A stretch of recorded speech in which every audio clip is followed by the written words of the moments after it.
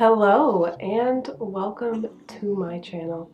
My name is Michelle and today I'm going to be talking about the enigma that is the INTP and the INTJ. I swear to God, I have never seen an INTJ who did not have an INTP friend or vice versa. So while we're at it, we might as well compare the two a little bit and talk about why it is that they are so magnetically drawn to each other. I think more so than any other two types. I don't know what it is about them, but they are like stuck like glue, pulled like magnets, whatever you want to say, however you want to call it. That is the relationship between an INTJ and an INTP. So let's talk about why that is.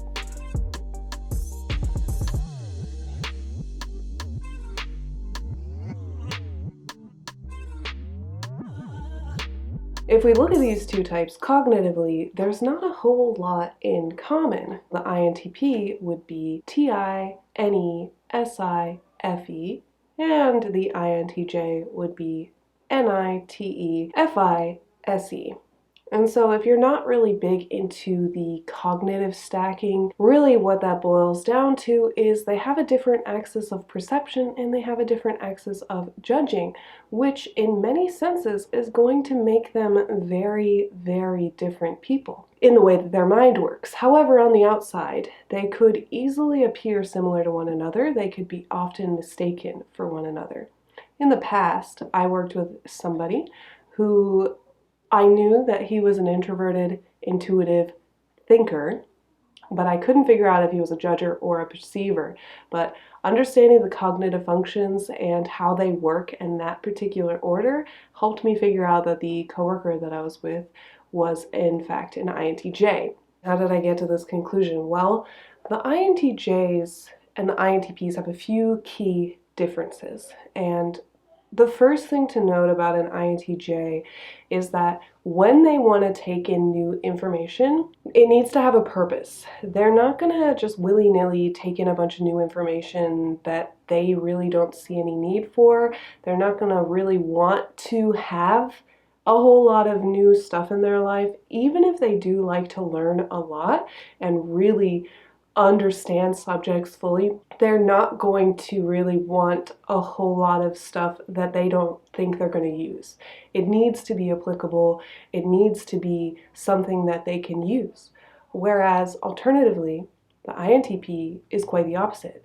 The INTP loves information for the sake of new information and will often seek out new ideas just for the sake of having new things to think about, because those new things could constantly add to their inner framework and understanding of the world. So it may not be something that they can 100% use, but they can gain something from it, even if it's as unrelated as how about you guys tell me what that analogy should be?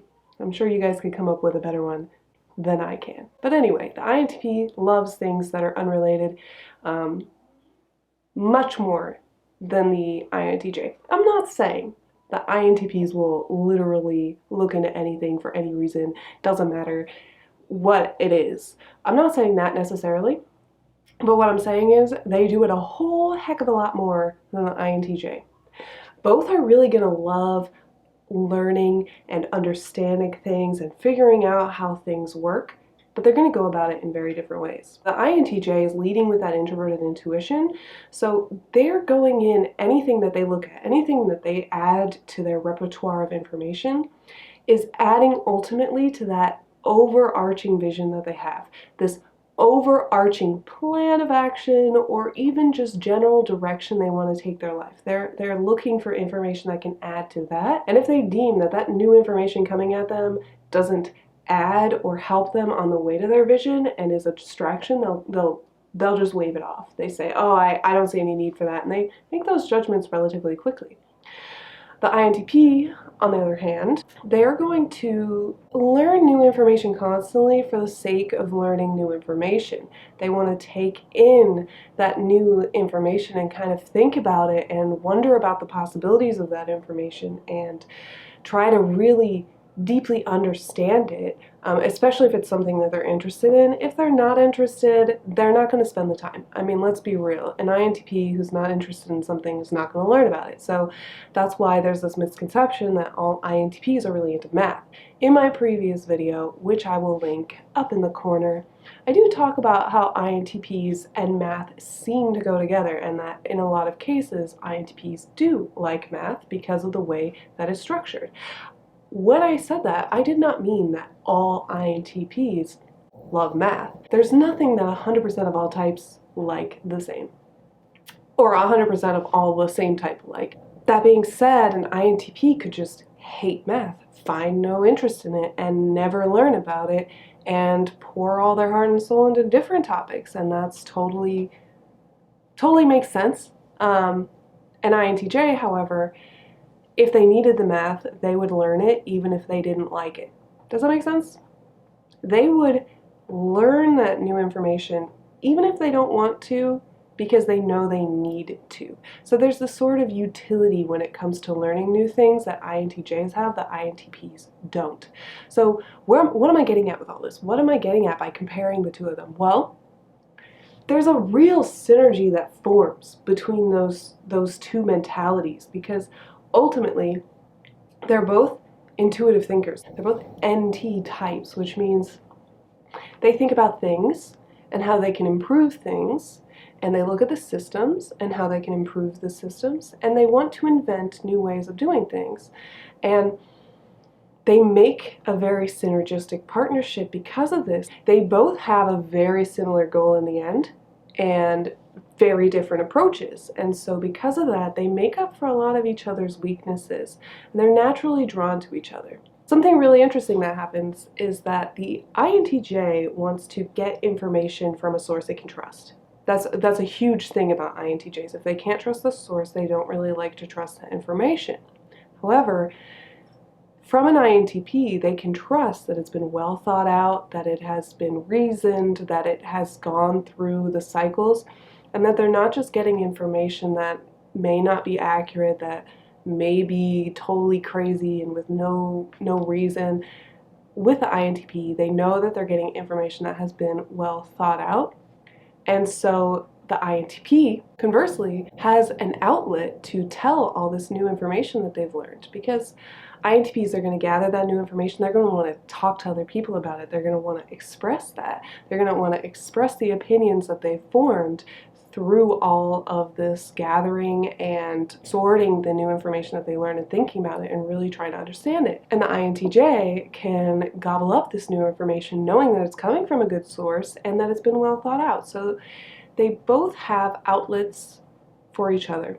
Overall, there's just huge synergy because they both feed into each other and help each other in just incredible ways. It's hard to describe, as I am neither of them, and I'm going based purely off my observations of them. And I have a lot of observations of them because when you find one, you inevitably find the other. Like, it's like they're just always together. It's interesting because there's this guy at my work, and he's an INTP, very much so an INTP. I mean, in many ways. If you took the list of stereotypes of an INTP, you can check them all off because that is him. He said that he had originally mistyped it as an INTJ when he took the test. He got INTJ because he's very on the border with the JP. However, he has a friend who is an INTJ. I was kind of talking about the differences, and he was like, yo, yeah, my best friend is an INTJ. And INTJs that I know, a lot of them have best friends who are INTPs. And it's really nice, the kind of connection that they have, which isn't as emotional as, say, one of my friendships might be. The thing is, what they gain the most from one another, and why I believe that they are so synergistic, is that they get an outlet for the things they like doing the most. They really like figuring out how things work and making things work better. That's what they both really like doing. I mean, in a lot of senses, we all like doing that. But they really like doing that. All I wanted to get at with this video is that they have a lot in common. They are really drawn to each other. It is fascinating how common it is that they're drawn to each other. I think like more so than any other type pairing, they are really drawn to each other.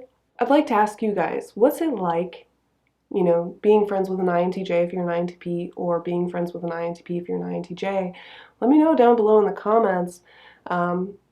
Anything you have to add to what I said, because what I said was actually ultimately very minimal. I didn't really give a whole lot of new information. I'm just more like, I'm very interested in the fact that it happens. I find it fascinating, and I want to know more about it. I want to know more about why you guys are so synergistic, because cognitively, yes, it makes sense, but it's more than just MBTI, isn't it? There's something else there that is working in your guys' favor, that's making you want to be close. Because honestly, I don't see as many of those kind of relationships with other people of similar type compositions. For example, I don't see as many INFP, INFJ friendships. I don't see as many. And I'm curious why that is. And I'd like to hear why you guys think that is. I gave my conjectures, which are very loose and a little bit based off what some INTJs and INTPs have told me, but I'm interested to know what you guys have to add to that and what you guys really think about the reason why that is. With that, I want to thank you guys so much for watching. I'll talk about other groups if you have examples. And overall, just thank you so much for watching, and I hope you have a beautiful, amazing, fantastic day. Don't forget to like and subscribe, and I'll see you guys next time. Bye!